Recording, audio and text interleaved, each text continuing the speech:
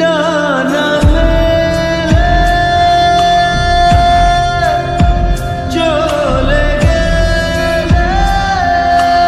Hello everyone, সবাই কেমন আছো? আশা করি সবাই খুব ভালো আছো। আগের পার্টটাই তোমরা দেখেছিলে যে আমরা দীঘা চলে এসেছি, আর সকাল সকাল তো জানোই ভোরবেলা আমরা প্রায় পৌঁছে গেছি। আর এখন আবার রেডি শেডি হয়ে আমরা রেস্ট কিন্তু একদমই নিইনি, আবার বেরিয়ে গেছি আমরা মোহনার উদ্দেশ্যে। তো দীঘা এই নিয়ে আমার মানে কতবার তোমাদের বলবো, প্রায় হবে 11 বার, বাট তাও যেন মায়া ছাড়ে না, জানি না কেন।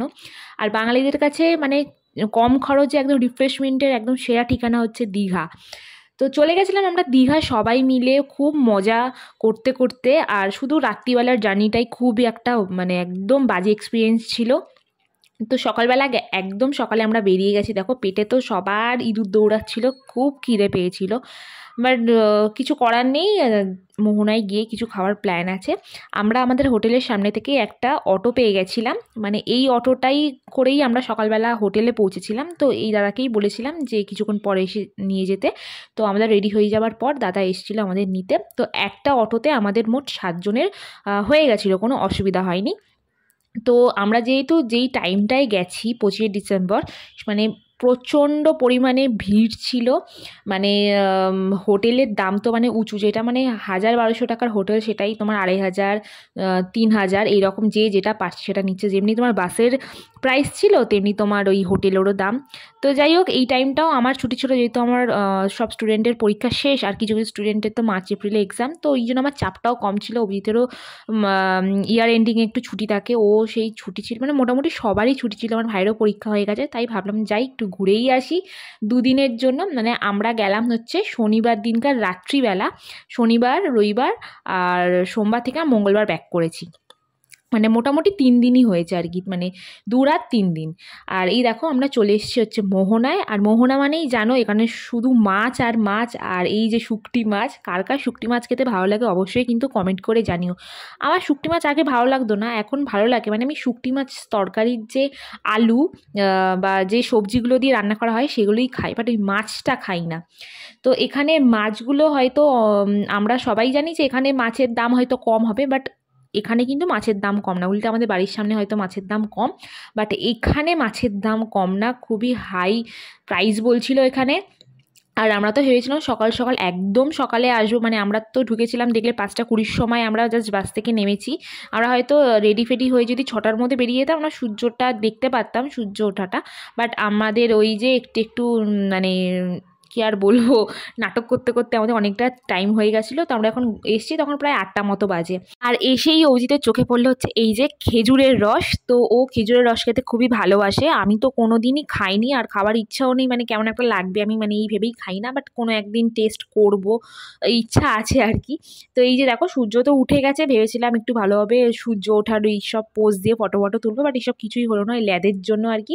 দেখো ফাইনালি একটু দুজনে হাত ধরে হাঁটছি। আর সারাটা ট্রিপ কিন্তু আমার ভাই শুধু হাত ধরে হেঁটেছে, কিন্তু মানে আমি ছিলাম ওদের কাবাব মে হাড্ডি, মানে ওরা দুজন একে থাকলে কিন্তু কাউকেই চেনে না। আর এই যে দিদি আর আমি হাঁটছি, ওইদিকে আমার ভাই দেখছো পেছনে দুজন, আমার ভাই আর আমার বর হাঁটছে। তো এই যে এখানে আশেপাশে না অনেকগুলো শাখার দোকান ছিল। তো আমার ফার্স্টেই মানে ভাবনা চিন্তা ছিল যে আমি দীঘায় গিয়ে শাখা কিনবো। তো শাখা তো অনেক রকমেরই ছিল, তোমাদের ভ্যারাইটিস আমি দেখাবো, সেটারও ক্লিপ আমার কাছে নেওয়া আছে। তার আগে চলো একটু গিয়ে পেট পুজো করে নিই। বাট এই যে মোহনার যে রাস্তাটা সেটার থেকে তো আগে নিচে নামতে হবে, আর এটা খুব উঁচু নিচু রাস্তা, একটু পা ফুসকে গেলেই পড়ে যাবে আর কি। তো আমি ওর হাতটা ধরে নেমে গেলাম, যে যার বরের হাত ধরে নামছে আর কি। আর এই যে সামনের এই দোকানটায় তো সবাই ভাবনা চিন্তা করছে কে কী খাবে। এখানে অনেক অপশান ছিল, মানে ঘুগনি মুড়ি ছিল, তারপর পাউরুটি ছিল, লুচি ছিল। তো আমরা খেয়েছিলাম হচ্ছে তোমার লুচি, আর ওরা খেয়েছিল হচ্ছে তোমার ঘুগনি মুড়ি। আর এই যে কুকুরটাকে তোমাদের দেখালাম, দেখো কত বড় আর গবলু গবলু করে, কি সুন্দর লাগছে। আর এই যে মোহনা কি সুন্দর দেখো, মানে দৃশ্যটাই একটা আলাদা, উপরে সূর্য, চারিদিকে জল আর জল, মানে দেখেই যেন মন ভরে যাচ্ছে। তো সারা বছরের ক্লান্তি এখানেই যেন দূর হয়ে যাচ্ছে। তো এই যে আমরা এখানে এখন বসবো খেতে। তো সিট তো ফাঁকা ছিল না, মানে আমরা যাদের কাছে খাবো, তো ওরা খাচ্ছিল, ওদের খাওয়া হয়ে যাওয়ার পর আমরা তোমার বসবো। তো এখানে জাস্ট তোমাদের একটু দেখাচ্ছি, দেখো কি সুন্দর লাগছে। বাট আমার এই পায়ে এই যে বুট পরেছিলাম, ওই জন্য আমি এই জল ছুতে পারিনি। তো পরে যখন আর যখন সহ্য করতে পারিনি তখন জুতো খুলে মোজা খুলে নেমেই গেছি। তো এই যে ঘুগনি মুড়ি আমার বর খেয়েছে, তো টেস্টটা ভালোই ছিল, খুব যে খারাপ ছিল সেটা না। আর এই লুচি ঘুগনিরও টেস্ট ভালো ছিল। তো এই যে ওখানে দিচ্ছ তোমার 5টা দিচ্ছিল তোমার 40 টাকা। মানে জানো তো ওটার মানে এইরকম ঘোরার যেই জায়গাগুলো সেগুলোতে দাম অবশ্যই নেবে। তো এইগুলো হচ্ছে তোমার 5টা 40 টাকা নিয়েছিল। তো মোটামুটি বেশিরভাগ সবাই লুচি খেয়েছি, আর দুজন হয়তো ঘুগনি মুড়ি নিয়েছিল। তো এখানে আমাদের খাওয়া দাওয়া কমপ্লিট, এখন একটু ফটো সেশন করব।